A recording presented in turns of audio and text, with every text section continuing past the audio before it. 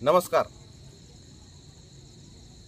मी आपणास सर्वप्रथम भारताच्या 15 ऑगस्ट दिनानिमित्ताने तुम्हाला शुभेच्छा देत आहे। आज 15 ऑगस्ट 2025 स्वातंत्र्य दिन आहे। या स्वातंत्र्य दिनाच्या निमित्ताने आम्ही जे माझ्याबरोबर जे सवंगडी आहेत त्यांनी मिळून यूट्यूब चॅनल लॉन्च करण्याचा घाट घातला होता आणि तो आज प्रत्यक्षात उतरलेला आहे। तो म्हणजे एकजूट महाराष्ट्र न्यूज होय।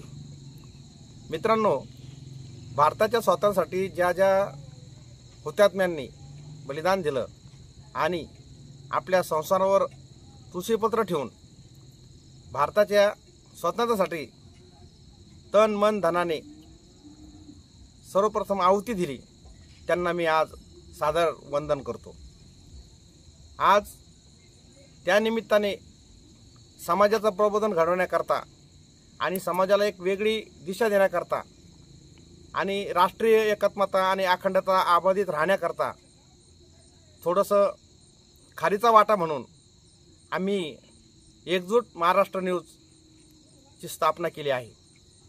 मित्रांनो, यामध्ये आम्ही शैक्षणिक, सामाजिक, धार्मिक आणि जे जे समाजाला पूरक आणि प्रबोधनपर बातम्या, लेख आणि व्याख्यान आणि प्रबोधनकर कीर्तन जे जे आम्हाला साहित्य मिळेल त्याचं आम्ही सादरीकरण करणार आहोत। आणि ज्या घटना समाजामध्ये घडतात त्या घटना का घडतात, त्याच्या पाठीमागचं कारण काय, बातमी बनण्याचं त्याच्या पडद्याच्या मागचं कारण आम्ही शोधून काढून ते तुमच्यापुढे सादर करणार आहोत। कारण समाजामध्ये अनेक प्रकारच्या प्रवृत्तींनी आज जोम धरलेला आहे।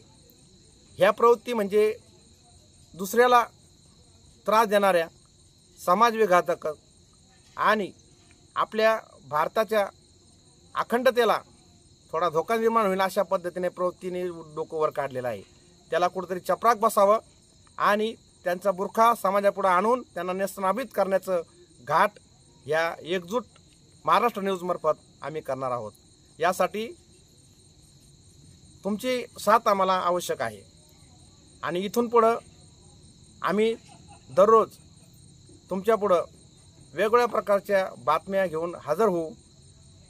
आपण त्या पाहाव्यात आणि आम्हाला कॉमेंट्समध्ये तुमचं काय प्रतिक्रिया आहे म्हणजे त्या पद्धतीने आम्हाला चालता येईल। कॉमेंट्समध्ये दिशा, मार्गदर्शन आणि आम्ही कोणत्या रस्त्याने जायला पाहिजे आणि आम्ही कसं चाललो याचं सूचक प्रतिक्रिया आपण देत राहा आणि त्यानुसार आम्ही मार्गक्रमण करत राहू। मित्रांनो, आपल्या प्रेमाशिवाय हे चॅनल चालणार नाही। त्यासाठी आपण या चॅनलला सबस्क्राईब करा, लाईक करा आणि दुसऱ्याला पण शेअर करा। कारण हे छोटंसं रोपटं आम्ही लावलेलं आहे, याच्या सावलीखाली वटवृक्ष होऊन आपण सर्वांनी बसावं आणि उसंत घ्यावी अशी माझी इच्छा आहे। आणि याकरिता आपण याला भरभरून साथ द्यावी, प्रेम द्यावं एवढं बोलून मी आज थांबतो। जय हिंद, जय महाराष्ट्र।